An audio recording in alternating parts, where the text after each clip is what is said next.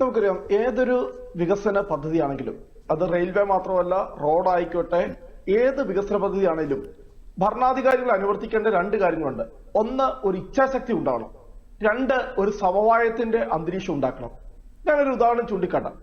ഇവിടെ ദേശീയപാത നിർമ്മാണവുമായി ബന്ധപ്പെട്ട് ഉമ്മൻചാണ്ടി സർക്കാരിന്റെ കാലത്ത് കേന്ദ്രവുമായിട്ട് ഒരു ചെറിയ തർക്കമുണ്ടായി. കേന്ദ്ര സർക്കാർ പറഞ്ഞു 45 മീറ്റർ വീതിയിൽ തന്നെ റോഡുകൾ വേണം. നമ്മൾ പറഞ്ഞു കേരളത്തിന്റെ പ്രത്യേക സാഹചര്യം മൂലം നമുക്ക് അത്രയും പറ്റത്തില്ല. അന്ന് എന്ത് ചെയ്തു? ഉമ്മൻചാണ്ടി ഇവിടെയുള്ള എല്ലാ പ്രതിപക്ഷ പാർട്ടികളെയും വിളിച്ചു ചേർത്ത് ഓൾ പാർട്ടി മീറ്റിംഗ് കൂടി, സർവകക്ഷി യോഗം കൂടി വിശദമായി ചർച്ച ചെയ്ത് എന്താണോ കേരളത്തിന് അഭികാമ്യമായിട്ടുള്ള കാര്യം അത് നമ്മൾ കൃത്യമായി തന്നെ കേന്ദ്ര സർക്കാരിനെ അറിയിച്ചു. നമുക്കവിടെ ഇവിടെ പിന്നെ ആദ്യം ഉമ്മൻചാണ്ടി സർക്കാർ കൊണ്ടുവന്ന പദ്ധതി, അവർ ആലോചിച്ച പദ്ധതി അതിവേഗ പാത തന്നെയാണ്. പക്ഷെ അതിവേഗ പാതയെ കുറിച്ച് ആലോചിച്ചപ്പോൾ തന്നെ എന്ത് ചെയ്തു? നമ്മുടെ നാട്ടിലെ പരിസ്ഥിതിവാദികൾ ഒരു അഭിപ്രായം പറയാൻ സ്വാഭാവികമായിട്ട് നമ്മൾ അതിന്റെ മുഖവിലേക്ക് എടുക്കണം. അല്ലാതെ പരിസ്ഥിതിവാദികൾ ഒരു അഭിപ്രായം പറയുമ്പോൾ അവരെ മാവോയിസ്റ്റുകളാണ്, അല്ലെങ്കിൽ അവർ തീവ്രവാദികളാണ്, അവർ അർബൻ നക്സലൈറ്റുകളാണ് എന്നൊക്കെ പറഞ്ഞ് വിശേഷിപ്പിച്ച് അവരെ കടന്നാക്രമിക്കുകയോ അവരെ അടിച്ചൊതുക്കുകയല്ലേ ചെയ്യേണ്ടത്. അപ്പോൾ പല ഭാഗത്തു നിന്നും ഇങ്ങനെയുള്ള അഭിപ്രായങ്ങൾ ഉയർന്നു. നമുക്ക് ഒരിക്കലും അതിവേഗ പാത കേരളത്തിന് അഭികാമ്യമല്ല. കേരളത്തിന്റെ പരിസ്ഥിതിക്ക്, കേരളത്തിന്റെ ജോഗ്രഫിക്കൽ സാഹചര്യങ്ങൾ വെച്ച് അത് നമുക്ക് യോജിച്ചതല്ല. നമ്മൾ എന്ത് ചെയ്തു? വളരെ അന്തസ്സോടുകൂടി തന്നെ ആ ഗവൺമെന്റ് ആ പദ്ധതി വേണ്ട എന്ന് വെച്ചു. അതിനുശേഷമാണ് ഇവിടെ 2012 ഇവിടെ ശ്രീ രാധാകൃഷ്ണൻ ചെറുപ്പള്ളി ചൂണ്ടിക്കാണിച്ച പോലെ അത് അതിവേഗ പാതയല്ല, അത് എന്ന് പറയുന്നത് സെമി ഹൈസ്പീഡ് ട്രെയിൻ ആണ്. ഞാനത് ആദ്യമേ ഇവിടെ ചൂണ്ടിക്കാണിച്ചാണ്. അതിന്റെ മുഴുവൻ കാര്യങ്ങളും DPR ഉൾപ്പെടെ തയ്യാറാക്കി നമ്മൾ മുന്നോട്ട് പോയി. പക്ഷെ ഞാൻ പറഞ്ഞ പോലെ 2019 സംസ്ഥാന സർക്കാർ വന്നു. സംസ്ഥാന സർക്കാർ അത് ഏകപക്ഷീയമായിട്ട് അതിൽ നിന്ന് പിന്മാറി. അതിനുശേഷമാണ് നമ്മൾ കണ്ട ഈ സിൽവർ ലൈൻ കേരയിൽ പദ്ധതിയിലേക്ക് വീണ്ടും സർക്കാർ പോകുന്നത്. പക്ഷെ നമുക്കറിയാം, ഈ കേരളത്തിൽ നടത്തിയ എല്ലാ പഠനങ്ങളും നമ്മുടെ ഈ ഭൂമിശാസ്ത്രപരമായ പ്രത്യേകത കൊണ്ട് മാത്രമല്ല. കാരണം ഒരു 2 ലക്ഷം കോടിക്ക് മുകളിലേക്കുള്ള ഒരു പ്രോജക്റ്റ്, കാരണം കേരളത്തിൽ ഒരിക്കലും നമുക്ക് സാമ്പത്തികമായിട്ട് നമുക്കത് താങ്ങാനായിട്ട് കഴിയുന്നതല്ല. പ്രത്യേകിച്ചും കേരളത്തിന് ഇപ്പോഴത്തെ സാമ്പത്തിക അവസ്ഥ വെച്ചിട്ട് നമുക്ക് കേരളം വലിയ സാമ്പത്തികമായി മുന്നേറിക്കൊണ്ടിരിക്കുന്ന സംസ്ഥാനമാണെന്ന് നമുക്ക് പറയാൻ കഴിയില്ല. നമുക്കറിയാം, കാരണം ഇന്ന് കേരളത്തിന് പൊതുകടം എന്ന് പറയുന്നത് 6 ലക്ഷം കോടിയിലേക്ക് എത്തിക്കൊണ്ടിരിക്കുകയാണ്. നമ്മുടെ എല്ലാം ബാധ്യത, ലയബിലിറ്റി ഒക്കെ വലിയ രീതിയിൽ കൂടിക്കൊണ്ടിരിക്കുക. അപ്പോൾ അതുകൊണ്ട് കൂടിയാണ് നമുക്ക് ഇത്രയും പറയുന്ന ഈ ലക്ഷക്കണക്കിന് കോടി രൂപ വരുന്ന വലിയ ഹൈ ലെവൽ പ്രോജക്റ്റുകൾ ആവശ്യമുണ്ടോ? നമുക്ക് വേണ്ടുന്ന സവിശേഷമായ സാഹചര്യങ്ങൾക്ക് അനുസൃതമായി. അതാ ഞാൻ പറഞ്ഞത്, ഒന്ന്, ഇതിനകത്ത് ഇച്ഛാശക്തി വേണം. ഏത് പദ്ധതി നമുക്ക് ആവശ്യം, അല്ലാതെ നമ്മൾ വാശി പിടിച്ചിട്ട് കാര്യമില്ല.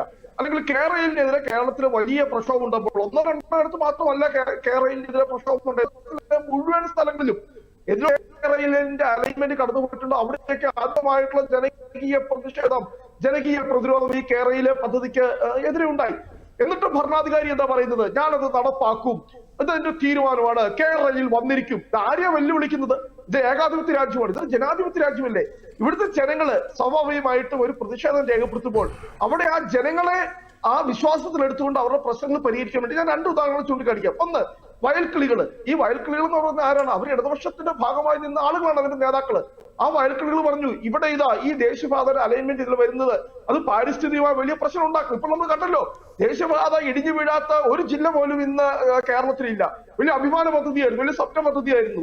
4ാം വർഷം പൂർത്തിയാക്കുന്ന 2ാം പിണറായി വിജയൻ സർക്കാരിന്റെ അഭിമാന പദ്ധതിയായിട്ട് കൊണ്ടുവന്നതാ. അത് എത്രയോ സ്ഥലങ്ങളിൽ ഇടിഞ്ഞു വീടും. അപ്പോൾ വന്ന എന്താ? ഇവിടെ തയ്യാറാക്കിയ DPR അത് ജനങ്ങൾക്ക് അല്ലെങ്കിൽ അവിടുത്തെ സവിശേഷ സാഹചര്യങ്ങൾക്ക് അനുസൃതമായി അത് രൂപകൽപ്പന ചെയ്തില്ല. അതിനെ അവിടുത്തെ വയൽക്കിളികൾ പറഞ്ഞു. ആ വയൽക്കിളികളെയൊക്കെ എത്ര മാത്രമാണ് അധിക്ഷേപിച്ചത്.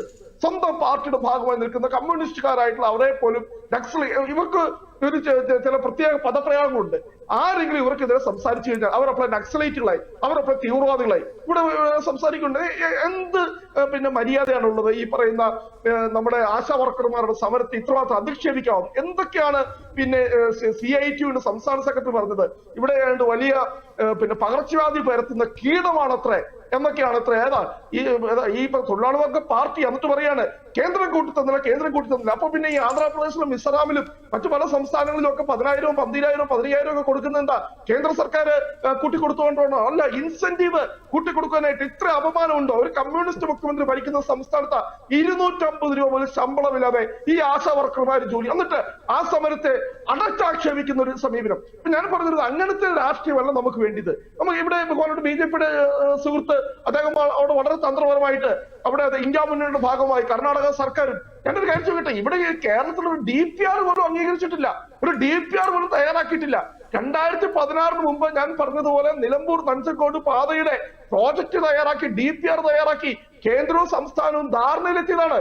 കേന്ദ്രം 51% ചെലവ് വഹിക്കും, സംസ്ഥാനം 41% ചെലവ് വഹിക്കും. അപ്പൊ എന്ത് ചെയ്തു? അടുത്ത സർക്കാർ അത് വേണ്ട, ആ പദ്ധതി വേണ്ട.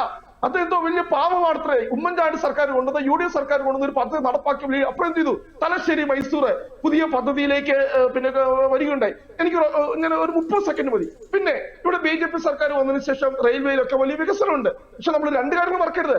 2013 കോൺഗ്രസ് സർക്കാർ കൊണ്ടുവന്ന ഫെയർ കോമ്പൻസേഷൻ ആക്ട് അതോടെ വലിയ വിപ്ലവകരമായിട്ടുള്ള മാറ്റങ്ങൾ കൊണ്ടുവന്നിട്ടുണ്ട് എന്ന് നമ്മൾ മനസ്സിലാക്കണം. പിന്നെ CPM രാഷ്ട്രീയ നിരീക്ഷണം ശ്രീ റോണി കെ ബേബി താങ്കൾ പറഞ്ഞ അത് പൂർത്തിയാക്കിയിട്ട് നമുക്ക് അടുത്ത ഒറ്റ നിമിഷം ഒറ്റ കാര്യമുള്ളൂ. സംസ്ഥാന സർക്കാർ ഇപ്പോൾ പറയുന്നു 25% ഭൂമി ഏറ്റെടുത്ത് കൊടുത്ത് എന്തോ വലിയ കേരളം ചെയ്ത എന്തോ വലിയ ഔദാര്യമാണെന്ന് പറയുന്നത്. പക്ഷേ 2021 ഇന്ത്യയിൽ ഒരു പുതിയ ആക്ട് വന്നിട്ടുണ്ട്. 100% തമിഴ്നാട്, ആന്ധ്രാപ്രദേശ്, കർണാടകയുള്ള മുഴുവൻ സംസ്ഥാനങ്ങളും ഭൂമി ഏറ്റെടുക്കലിന്റെ 100% തുകയും ചെലവഴിച്ച് ഭൂമി ഏറ്റെടുക്കുമ്പോൾ കേരളോട് പറയുന്നത്. ഞങ്ങൾ മാത്രമാണ് ഇതൊക്കെ ഈ ജനങ്ങളെ ഇങ്ങനെ ഈ നുണ പറഞ്ഞ് കേരളം എന്തോ വലിയ കാര്യം ചെയ്തു. 6000 കോടി രൂപ 25% കൊടുത്തു. മറ്റു സ്റ്റേറ്റുകൾ 100% തുക മുടക്കിയാണ് എടുത്ത് കൊടുക്കുന്നത്.